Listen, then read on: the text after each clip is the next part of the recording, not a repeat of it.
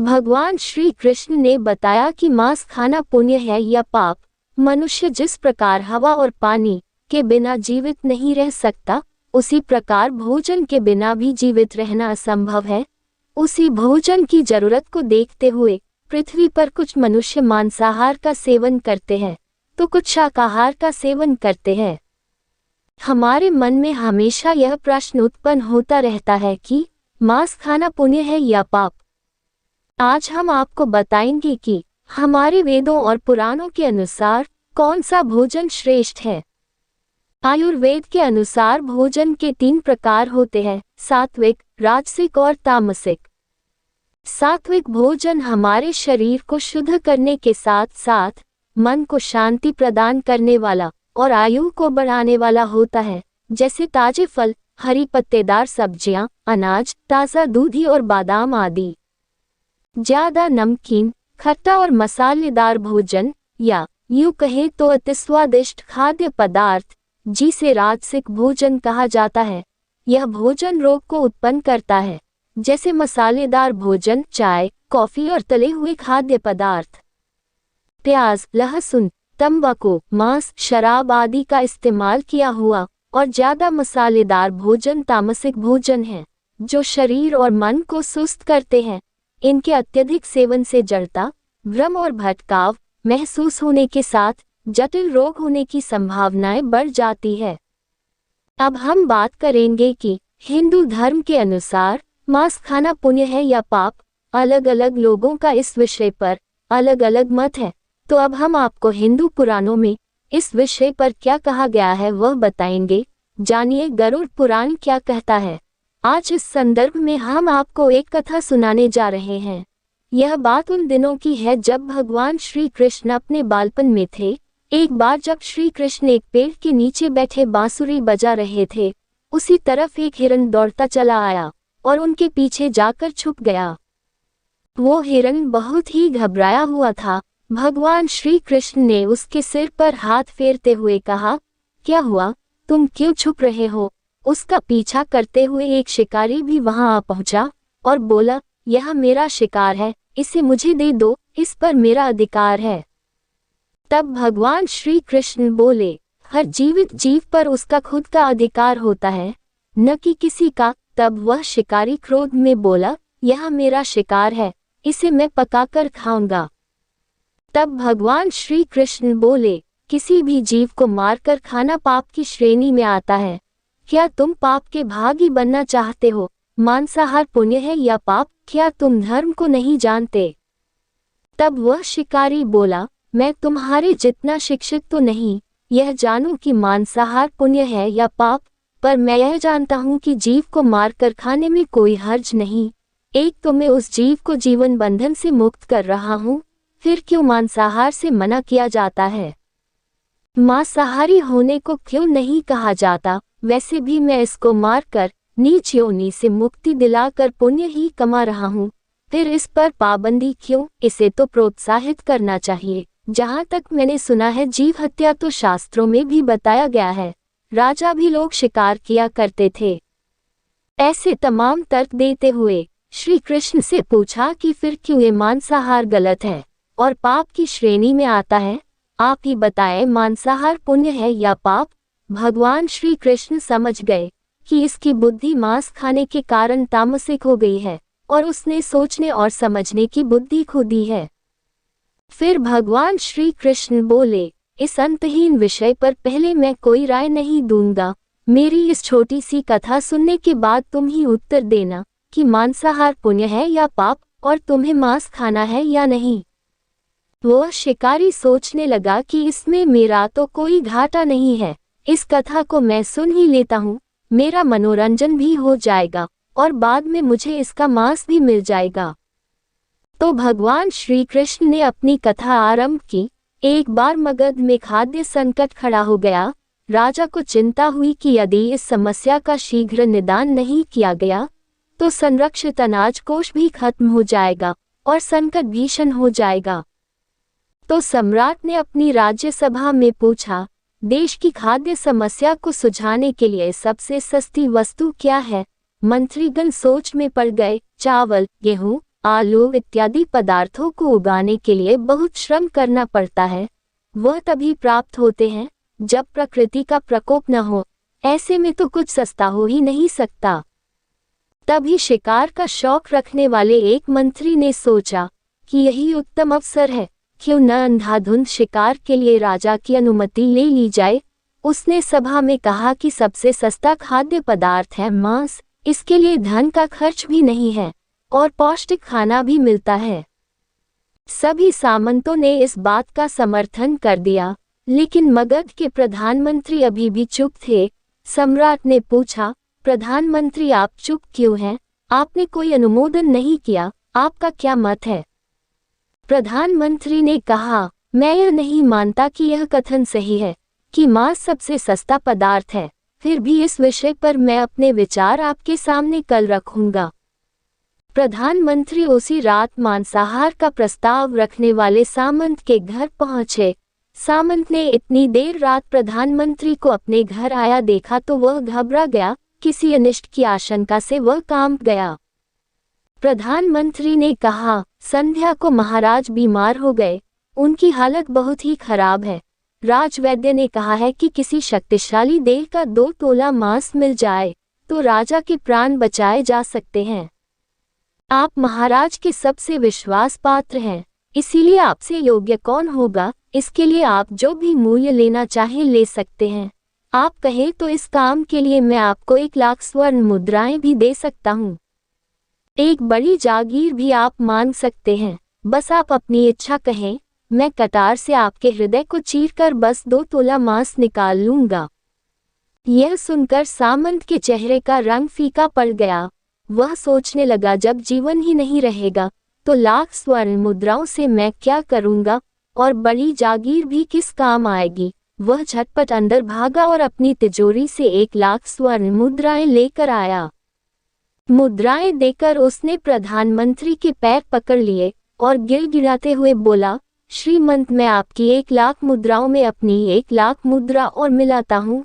इस पैसे से आप किसी और सामंत के हृदय का मांस खरीद ले, किंतु मुझे जाने दे, यह बात किसी और को पता न चले। मैं आपसे आग्रह करता हूँ। प्रधानमंत्री जी सब समझ चुके थे। वो उसे थोड़ी और मानसिक पीड़ा देना चाहते थे। प्रधानमंत्री ने आगे कहा, सामंत, आप शरीर से बलिष्ठ हैं, आपकी कद काठी महाराज से मिलती जुलती है, इसीलिए राजवैद्य ने खास तौर पर आप ही का नाम लिया है। आपके दान से हमारे अच्छे राजा की जिंदगी बच सकती है। आप कहें तो मैं आपको प्रधानमंत्री का पद देने को तैयार हूँ और खुद आपका कर्मचारी बनकर रहूंगा, पर प्रजा से हमारे राजा न छीने। सामंत फंसता हुआ दिख रहा था। उसने शरीर पर अंगवस्त्र रखकर अपने जूते भी पहन लिए। जैसे ही वह वहां से भागने वाला था, वह तुरंत प्रधानमंत्री के पैरों में लेट गया। उसने याचना की कि प्रधानमंत्री, मैं इसके योग्य नहीं हूँ। जब प्राण ही नहीं रहेंगे तो प्रधानमंत्री पद या राजा का सिंहासन भी मिल जाए तो मैं उसका क्या करूँगा? आप चाहे तो मेरा सब कुछ ले लें, पर मेरे प्राण न लें। मैं अपना ये भवन और सारा धन आपको सौंपता हूँ। रातों रात राज्य से निकल जाऊंगा।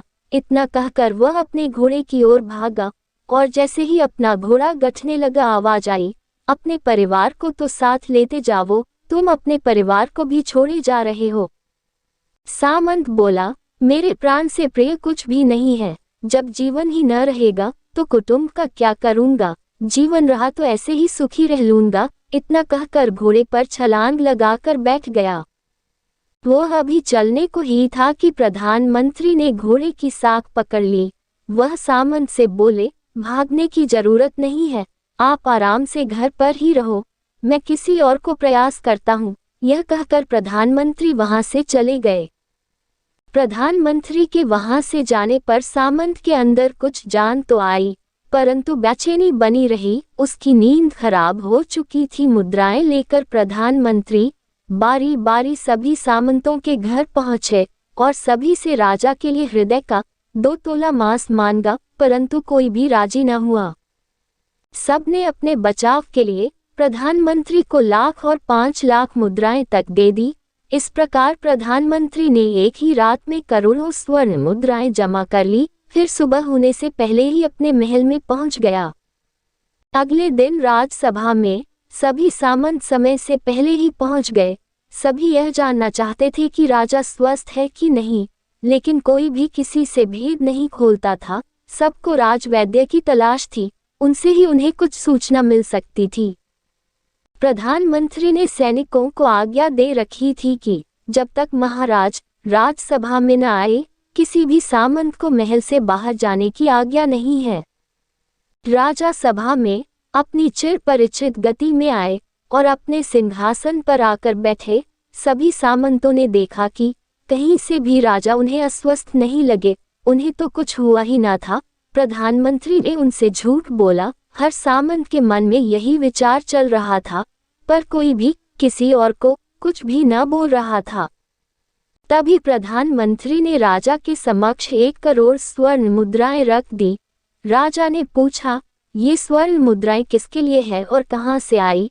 प्रधानमंत्री ने कहा, 2 तोले मांस के लिए इतनी धनराशि जुटाई है, पर मांस नहीं मिला। अपनी जान बचाने के लिए सामंतों ने यह मुद्राएं दी हैं। अब आप यह विचार कीजिए, मांस कितना सस्ता है। राजा को बात समझ में आ गई। उन्होंने प्रजा को अतिरिक्त परिश्रम करने का निवेदन किया और राजा के अनाज भंडार में से अनाज निकालकर श्रमिकों को दिया गया। उन्होंने पौष्टिक सब्जियों की खेती का तुरंत आदेश दिया। वो 1 करोड़ स्वर्ण मुद्राएं इसी कार्य के लिए और श्रमिकों के कल्याण के लिए खर्च की गई। ऐसे साग सब्जी तेजी से उगी, जिससे प्रजा का कल्याण भी हुआ और पौष्टिकता भी मिली। कुछ समय बाद मौसम अनुकूल हुआ और खेती लहलहाने लगी। इस प्रकार राज्य से खाद्य संकट दूर हुआ। तो मित्रों, जीवन का यह मूल्य भगवान श्री कृष्ण हमें इस कथा के जरिए समझाना चाहते हैं कि हम यह न भूलें कि जिस तरह हमें अपनी जान प्यारी है, उसी तरह सभी जीवों को अपनी जान प्रिय होती है। अपने दिल से जानिए पराये दिल का हाल। यदि संसार के संबंधों से मुक्त करने का तर्क सही है, यदि जीव हत्या जीव को संसार बंधन से मुक्त करने का तरीका है, तो अत्याचारी द्वारा किया गया नरसंहार भी मान्य है। वह भी ये तर्क दे सकते हैं कि जीवन के कष्ट से आप लोगों को मुक्त कर रहे हैं। अगर उसके लिए वह जीवन बोझ होता तो कभी भी अपनी जान बचाने के लिए संघर्ष नहीं करता, आपसे भागता नहीं। जो आपके सामने असहाय हो जाता है, उसे प्राण गंवाने पड़ते हैं। जिन जीवों को मारकर आप खा रहे हैं, उन्हें तो प्राण बचाने का अवसर भी नहीं मिलता। बर्बरता सिर्फ वही नहीं है जहां सिर्फ मानव का रक्त बहता है। बर्बरता उसे भी कही जाती है जहां स्वार्थ के लिए किसी जीव की हत्या कर दी जाए। हम अंत समय में जिंदगी भर के पापों के लिए जिंदगी भर सुकर्म करने की कोशिश करते हैं, परंतु हम यह भूल जाते हैं कि जब वह जीव हमारे लिए काटा गया और हमारे लिए तड़पा, उसका श्राप हमें इस जीवन में ही नहीं बल्कि अगले जीवन तक नहीं छोड़ता। परमात्मा से यह ज्ञान पाकर शिकारी परिपूर्ण हो गया और उसे ज्ञान की प्राप्ति हो गई और वह जान गया कि महानता जीवन लेने में नहीं बल्कि जीवन देने में है। शिकारी भगवान के आगे हाथ जोड़कर वहां से चला गया और उसने कसम खा ली कि वह अपने संपूर्ण जीवन में किसी को भी कभी चोट नहीं पहुंचाएगा। स्कंद पुराण, वराह पुराण और भगवत गीता के अनुसार गरुड़ पुराण, स्कंद पुराण और अथर्ववेद में भी तामसिक भोजन का वर्णन मिलता है। स्कंद पुराण काशी खंड 3 अध्याय में वर्णन मिलता है कि जो मनुष्य मांस का सेवन करता है, उसे ना तो इस लोक में ना किसी और लोक में सुख मिलता है। स्कंद पुराण के अनुसार यदि कोई मनुष्य भूख से मर भी रहा हो, तब भी उसे मांस का सेवन नहीं करना चाहिए। इसके साथ इसी पुराण में यह भी वर्णन मिलता है कि भगवान शिव उन भक्तों से कभी प्रसन्न नहीं होते जो मांस मदिरा का सेवन करते हैं। वराह पुराण के अनुसार पृथ्वी देवी के पूछने पर भगवान नारायण कहते हैं कि जो मनुष्य मांस का सेवन करता है, न तो मैं उसकी पूजा स्वीकार करता हूँ, न ही उसे मैं अपना भक्त मानता हूँ, और तो और मेरी दृष्टि में उससे बड़ा पापी और कोई नहीं है। भगवत गीता के अनुसार भगवान श्री कृष्ण कहते हैं कि जो मनुष्य मांस मदिरा का सेवन करता है, उसकी बुद्धि क्षीण होने लगती है, और उसका अपनी इंद्रियों पर नियंत्रण नहीं रहता, वह कई तरह के अपराध का भागीदार बनने लगता है। अथर्ववेद के अनुसार मनुष्य के लिए सात्विक भोजन सबसे श्रेष्ठ है, जो मनुष्य के मन को शांति प्रदान करने वाला होता है।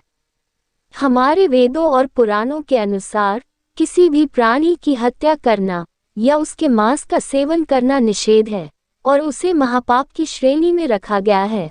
राधे राधे। अगर आप हमारे चैनल पर पहली बार आए हैं तो कृपया हमारे चैनल को सब्सक्राइब करें, सपोर्ट करें। धन्यवाद।